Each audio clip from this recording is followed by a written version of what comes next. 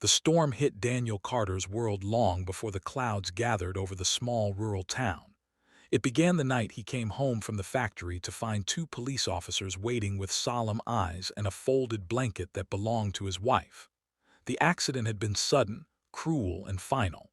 In one evening, Daniel became a widower, a single father, and a man carrying more grief than he could breathe through. For months after her passing, he moved through life like a shadow, working double shifts, skipping meals, and still falling short on bills. But the day he found a final notice taped to their apartment door, bold red letters demanding payment or eviction, was the day something inside him broke. It was the last thing he needed, the last thing he could bear. That night, sitting beside his sleeping 6-year-old daughter Lily, Daniel stared at her tiny hand curled inside his palm and made himself a promise. He would take any job, any burden, any path if it meant keeping her safe. If you believe in kindness, second chances, and stories that heal the heart, please like, comment, share, and subscribe to Soul Tale before the story continues. Your support means the world. The next morning, desperation drove him to the town's employment board. Most postings were crossed out or marked position filled, but one stood untouched, coated in a layer of dust as if nobody had dared to touch it. Caretaker needed, Old Ridgeview Cemetery, night shifts. Low pay. People whispered it was haunted, cursed even. Strange lights, wandering shadows, crying voices near the forgotten graves. No one lasted more than a week. But the manager didn't ask questions when Daniel said, "I'll take it." He signed the papers with trembling hands, knowing he had no choice.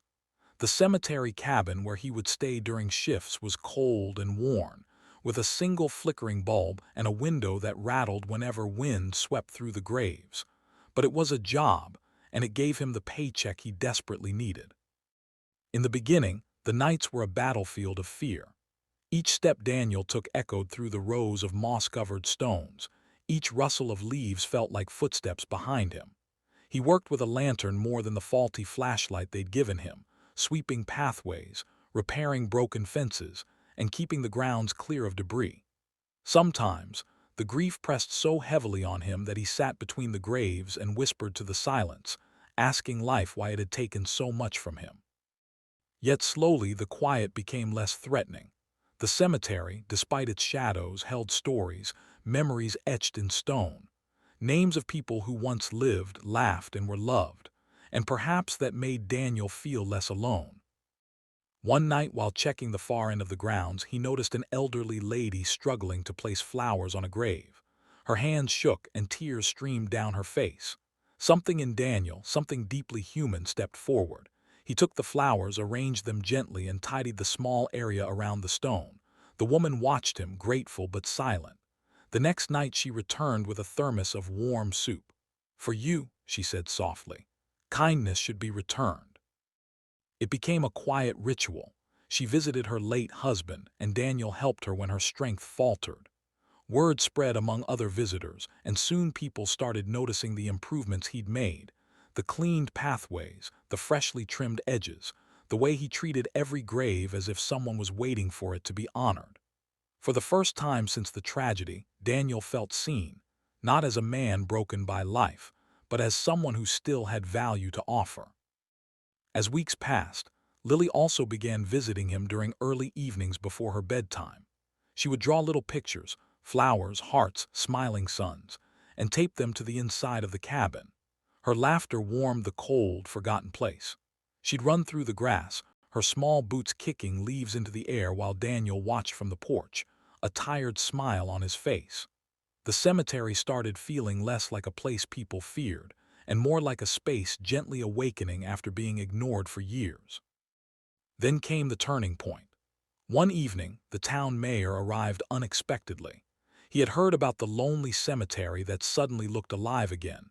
Visited families felt comfortable returning, and volunteers had even come forward wanting to help clean it.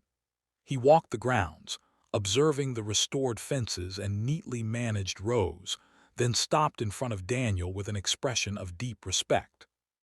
The mayor explained that the cemetery was part of a larger town renewal plan, and they needed someone reliable to manage all town heritage sites. "I've been watching," he said. "No one has cared for this place the way you have. People talk about the kindness you show here.